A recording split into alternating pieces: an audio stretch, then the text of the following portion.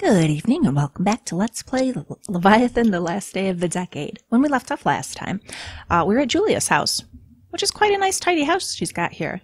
I like it. Look at this lovely mirror, all the engraving here on her vanity, these beautiful bookcases. It's quite a nice apartment she's got for herself. So anyhow, we've got to talk to her. We need to meet up with our shadow and try and convince it to help us steal some uniforms so we can sneak out of the city. So let's do it. Julia struts around the room. Oh, let's ask her about the chart on the wall. Oliver steps to the chart on the wall. Do these names ring a bell? I didn't think there's a connection. The more you examine it, the more you realize it exists. I was getting ready for a trial, searching for solid evidence. And yeah, I think she would have totally got him. Your clippings were not too convincing, but they were a starting point. Why were they not convincing? Well, because it's just a bunch of guys who happen to be missing Oliver. They're suspicious, but they're not convincing. There's no obvious connection to Orvid. Did the clippings say that he killed them? There's no trace of the killer's signature either. It's too shallow. I found it in a document case with Orvid's papers. Yeah, but that doesn't necessarily mean he's guilty. So, I mean, again, it was highly suspicious. It said a lot to us, but in a court of law, that's not going to be enough. What do you mean, so? The documents were in alphabetical order. You didn't even ask yourself how they ended up there? I've just realized. Julia burst into laughter. Someone helped you with these clippings. That someone began investigating and left a clue for you. I wonder, how long did that hint wait for me? Huh. You're a clever gal, Julia. Alright, it's weird here. What a thing to say to her. Let's ask her about her life first. When I visit someone, I always examine the house. Tells a lot about its owners. True. What does my house tell you?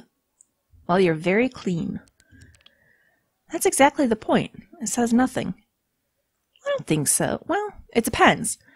I mean, her furnishings, if you look at them, they're very ornate, so she likes pretty things. Unless she's renting the apartment and, like, the furnishings with it. The bookcases, I would imagine, probably came with it. Let's see what Oliver has to say. I can tell you myself. Julia glances over her room. I only see our shoes near the door, which means I live alone. The mirror is dusty. It's not being used too often. If you look at the dressing table, you'll notice that there used to be perfume and powder. Now they are gone. Tell me, what does it mean? That she...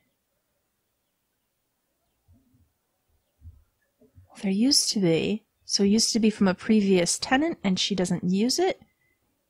Although she looks rather like she's got some blusher on and some eye makeup. I don't think she ran... I'm gonna guess live at work. You live at work. Exactly, Inquirer Virgin. Yes. All my day-to-day stuff is at the bureau in my office. Your turn. Can you tell me anything about me? Oliver looks around. The furniture is all the same style.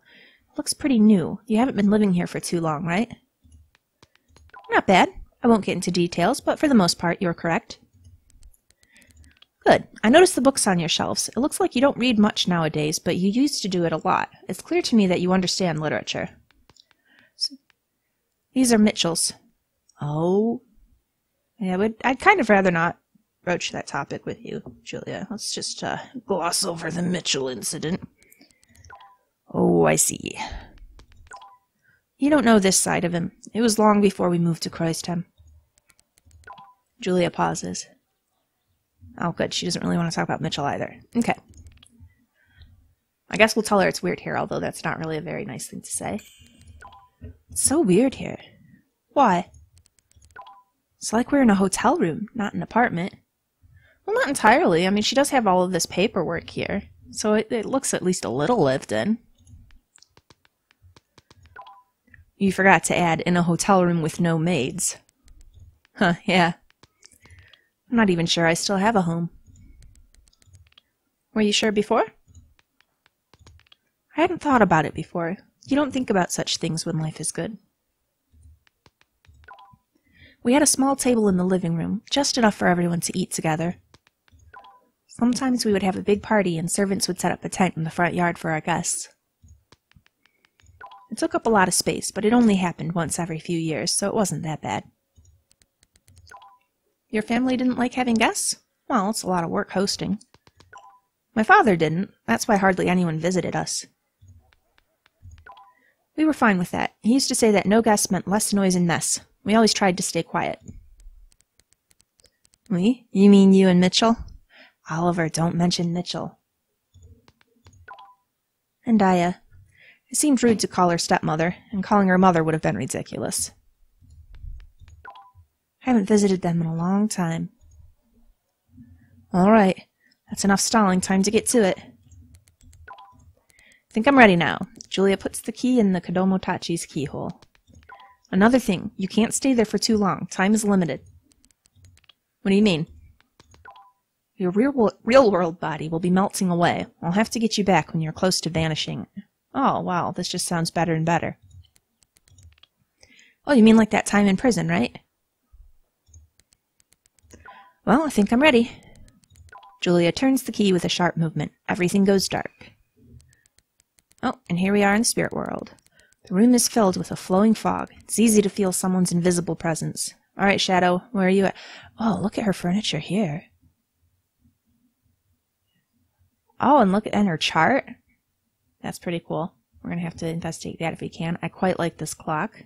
All spidery. There's, what, a gaping maw on her vanity.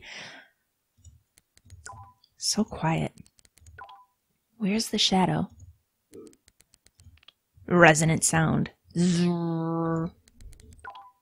The clock, broken beyond repair, suddenly comes to life. Its hands begin to move without hesitation. Something is happening with the room. The fog is thickening, twisting into knots around Oliver. It's thick as a wall near the entrance and the windows. Whatever is behind it is concealed by the clouds of smoke. Oh. He really is like a father to you. Hi, Shadow. I'll never believe you are too naive to pursue justice. If you really needed his death, you'd have killed him a long time ago. No, I was kind of undecided. I just needed to know the whole story.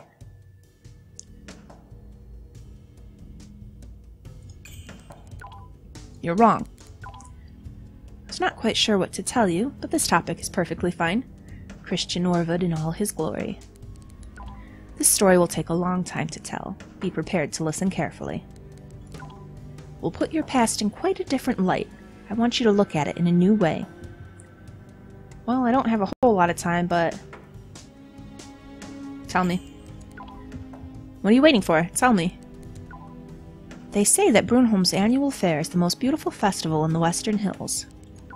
You were lucky enough to see it in quiet times when hardly anyone died from the decade. The place was swarming with people. You could find just about everyone there. Low-life scum, small-time aristocrats.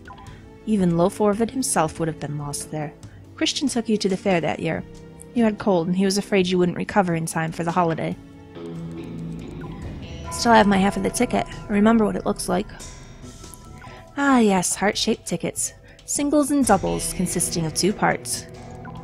There was a silk bed near the entrance. A couple of girls were selling tickets, pulling them out of their nightshirts. You're thinking about that blonde's nipples, right? No, actually, I wanted to know what you were going to tell me about my history with Christian that's going to make me see things in a new light. I remember looking at them. Christian held your hand tightly. He even hugged you so you wouldn't get lost in the crowd. We were wandering there for 3 days. I remember it quite well. We were old enough to remember. Not enough to understand, though. The shadow goes silent, as if he's taking a dramatic pause. Alright, I have a feeling I'm going to end up with taking too much time and dying, but I really want to know what he has to say, so go on. He was so attentive, watching your every step. He didn't want some lonely libertine to invite you to check some bushes together. He even rented a tent so you wouldn't have to sleep with the peasants. In the evening you set it up, isolated from the others.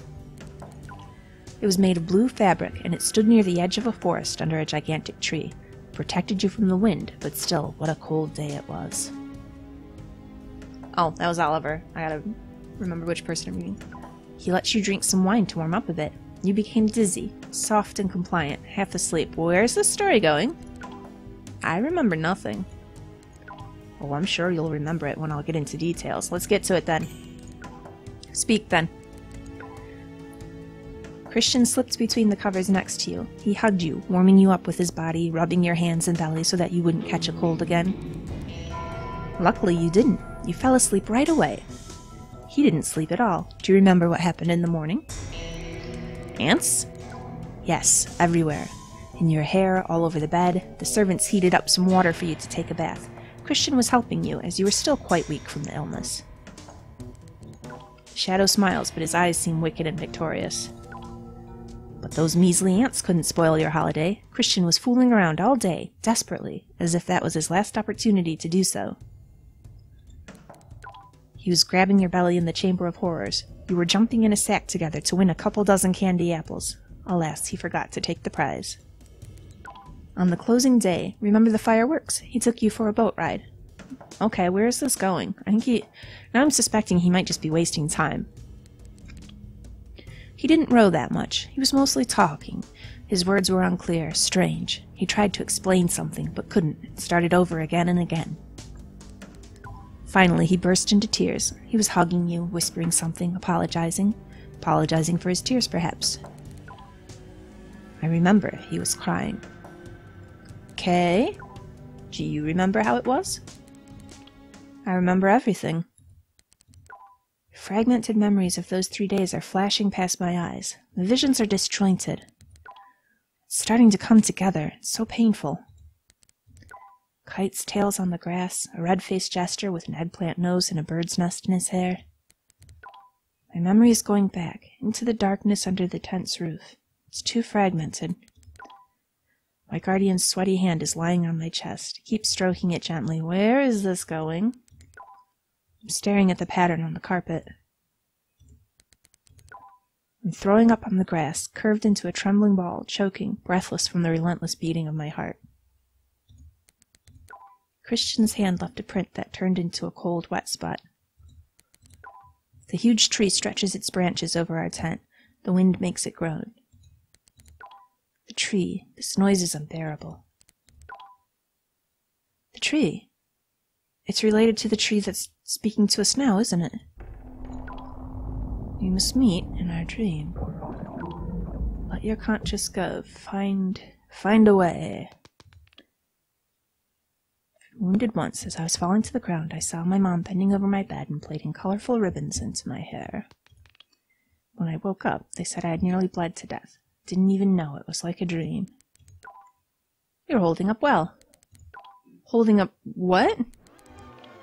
Oliver tries to move, but he can barely do it. A strange weakness is overcoming him. The shadow laughs mockingly. Can you feel it? Can you feel it now? The shadow stops laughing and goes silent. Endless lies and conspiracies twisted the history of Warvids and their shadows. The only word you hear is contract. Those liars cover up their shackles with this word. Oh, so you're in charge of this, huh? There's nothing even remotely close to contracts or deals. Only foul compulsion.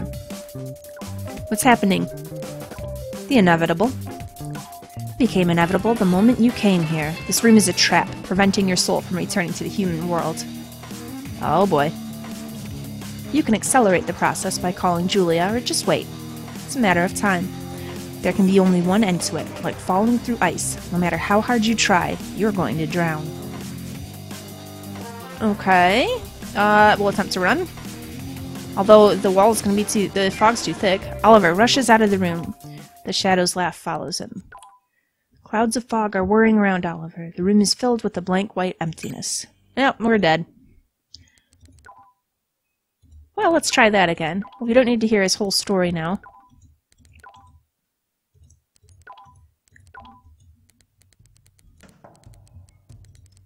Alright, come on out.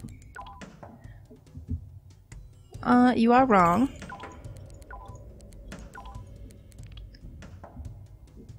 So, what do we want to do? Let's check the clock. Oliver sneaks a look at the clock. It reads 2:17. Time flies quickly in this world. So he's going to talk about Brunholm's Fair.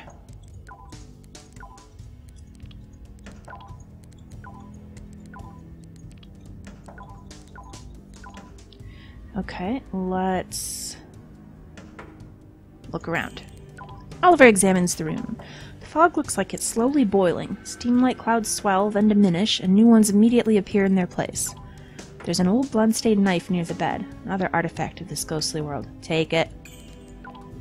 Oliver hooks it with his foot, hoping that the shadow won't notice. He pulls it closer. Most of his body is covered by fog, so he has no trouble picking up the weapon and putting it in his pocket. Alright, more of this story. So, let's look around again or hit the bell now? We'll look around again. Objects are losing their edges, the world is becoming colorless, everything is turning gray. Okay, yeah, I think maybe we needed to ring the bell then, but...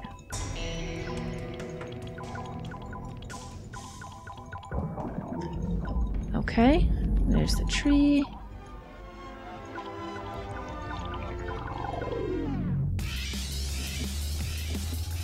Cut myself? See, I would have thought to stab the demon. I'm going to try cutting myself, because that's an interesting option. How's that going to work? Oliver puts his hand in his pocket and points the knife at himself. The blade cuts painfully into his stomach. His stomach turns itself inside out, pushing out a warm clot of blood pudding. Am I dead? Serving you till the end of our lives? I'll pass. We could have been partners if we learned more about each other. Too bad that centuries of the Shadow's memories. Shadow's words turn into a whirlpool of booming sounds. Oliver's eyes become veiled. Faith and all the hopes to forge an alliance between us are dangerous and groundless. What's with the pale faces? Virchin? Virchin! Hello, Oliver. Hello, tree. The shadow stands gazing at Oliver with the frozen imprint of horror and awe in his eyes. Rustling branches are bending over Oliver's head, covering him. I'm here, little Virtrin. I'm with you. What is going on? Help me. Maybe I won't die. Maybe that was the right choice. Cobwebs of golden leaves are sparkling around Oliver, reflecting vivid, clear pictures.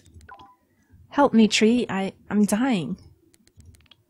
Reflections show faces of the hunters sitting around the tree. Their faces are hidden by hoods, but they are almost shining among the shadows.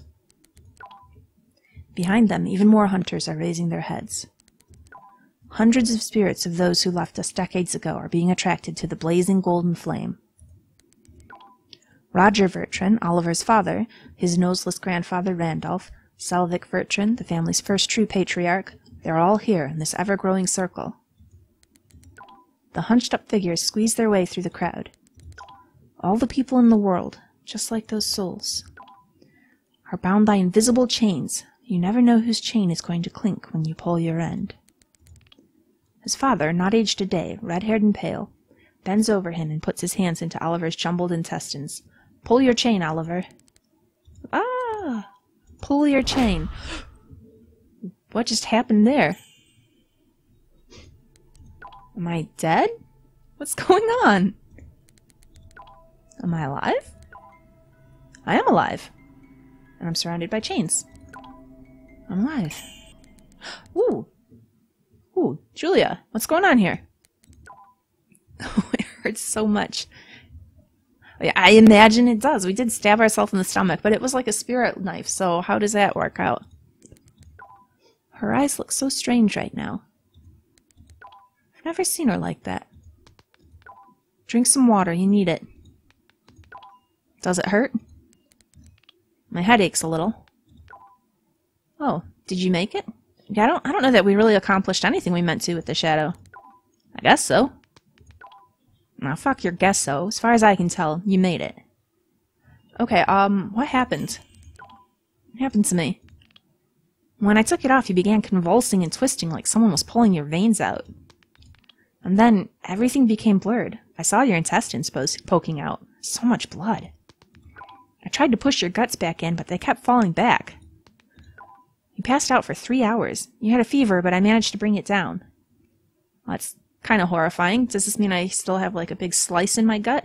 Did you sew me up? Julia steps closer to Oliver and puts her hand on his forehead. You're still burning. Too bad, Oliver. I hope you get well by the morning. She puts her hand on his forehead again and shakes her head anxiously. What are you thinking about, Julia? What's on your mind? What's on your mind now? Same old things, thinking about leaving the city, our plan, Christian, about the tower. To be honest, I'm trying to not think of anything. I need to get my head straight. I know what you're trying to take your mind off. But you told me that personal justice doesn't exist. Yes, I said that. I hope you don't mind that I suspected you. Well, I can't blame you. That's alright. Someone decided that they could just crush him. Whoever did this is going to pay.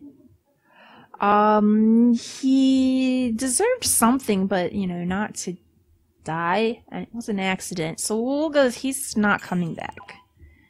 Don't be like that. Julia purses her lips. Light slowly dies in her eyes. I know he's not coming back. I'm going to the kitchen. For a snack? Oliver, you're so tactless. No, get some rest, Oliver. Remember, we have unfinished business.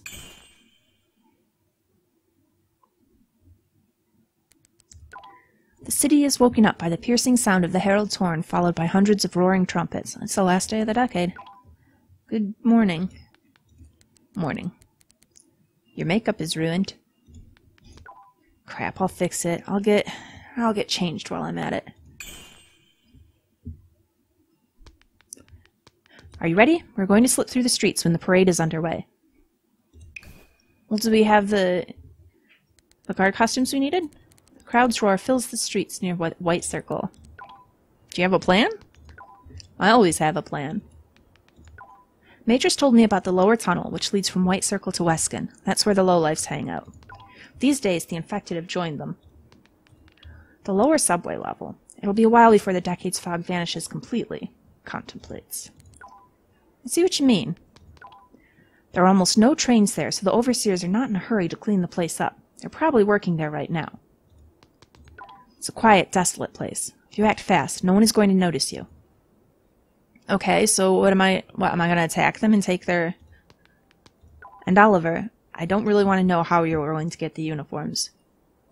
You're still complicit with this plan, so you're just as much in the wrong as I am. Please, don't tell me. Don't tell me what will happen down there. I'm not going to discuss this when it's over. That's kind of crappy of you, but whatever. I know, Julia, I know.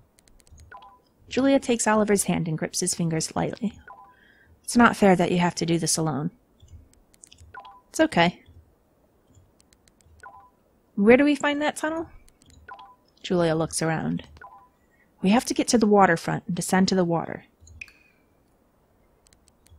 Oh, and here we are. Julia tugs Oliver's sleeve. This is it. Let's go. Near the entrance, Oliver notices soft gleams of light on the tunnel's arch. There's someone there. The overseers. Who else could it be? Well, I will stay here and block the entrance. Good luck, Oliver. Please hurry. Good luck. Oliver slips into the poorly lit arch and watches Julia silently. The Bureau of Cistercia, Inquirer Julia Rader. A crime has taken place in this tunnel. Access is restricted in accordance with paragraph 18. Okay, so she's going to divert everyone away. I can rely on her. Oliver ventures into the dimly lit tunnel.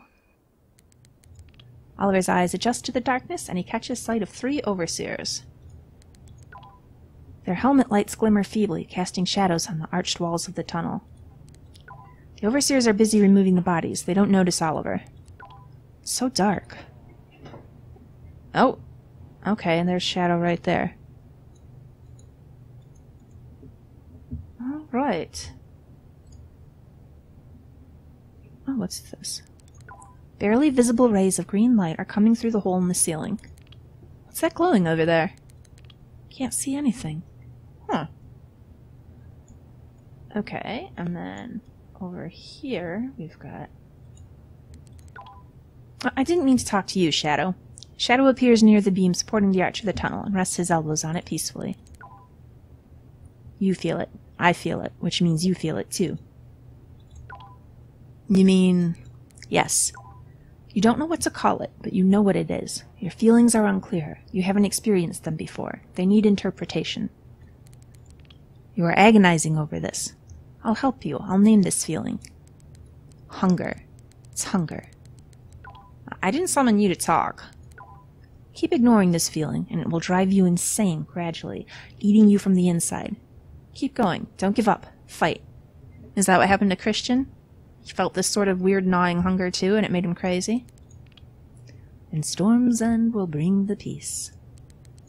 Enjoying yourself, are you? I'm not the only one bound by the chains. You are as well. And you are also suffering. That's justice, if you ask me. Who are you, Shadow? Like, was he ever a person? Has he always been a weird demon? I wonder what his story is. You know, Christian also used to feel it. Hunger, itching, then pain. The feeling becomes unbearable when you have nothing to lean on. Enough. I'll tell you if I want to talk about it. As you wish. I'm all ears. Okay, well, tell me about Christian's hunger. You said Christian felt this hunger too? Felt this hunger? He suffered greatly. You can't even begin to comprehend what it felt like. He has been fighting this hunger from the very beginning. Moments of anger lead to mistakes, which he regretted later. Do you remember what he told you about the other children? They were imperfect, so he killed them because he couldn't handle it. It's just part of the truth. The other part of the story is not pretty. 6 times his anger got the best of him. Mm-hmm. Your mother was the 7th.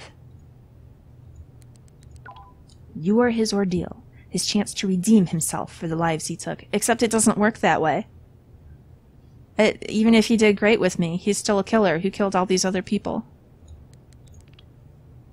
He seems to have passed the test. No, he hasn't, Oliver. Well, that just makes this whole story more dramatic, am I right? Okay. Will he wake up? Is there a chance that Christian will wake up? Yes, a slight one, but it is possible. Bummer. I was hoping that he would be comatose forever. Well, maybe he can wake up and then Julia can put him on trial. I don't want to attack just yet. Go away for the moment. I wanted to click on this body, but it's positioned just so with the shadow. I don't think I can. Alright, and I think I'm actually going to go ahead and wind the episode down here. Please like and subscribe if you've enjoyed this. Come back next time. I think we're going to try I'm curious to see what this guy has to say. So we're going to try talking to him. And hopefully that doesn't botch on everything. Assuming that doesn't pull us forward into some other event, then we'll talk to Shadow and get a plan of attack and work this out one way or another.